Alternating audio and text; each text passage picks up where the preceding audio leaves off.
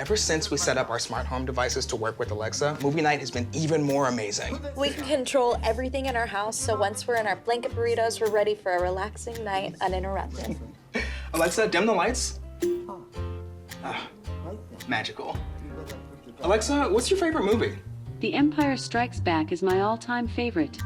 It's impressive. Most impressive. Connecting your compatible smart home devices to work with Alexa is simple. Here's how. First, you'll need to complete setup for your smart home device using the manufacturer's companion app. Next, open the Amazon Alexa app. First, you'll need to choose devices. Tap the plus icon, and then tap Add Device. Choose what device you want to connect.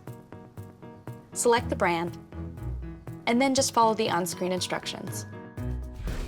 Once your devices are connected, you can ask Alexa to turn off the lamp, change the temperature, or lock the front door with ease. You're free to do more of what you love. Not that I'm scared or anything, but is the door locked? I'll check. Alexa, lock the front door. Locking. Hang on. Feel better? Much better. Alexa, what would I do without you? Let's hope we never find out. Want to learn more? Click the link in the description to find out more about what you can do with Alexa Smart Home. So scary. More than a little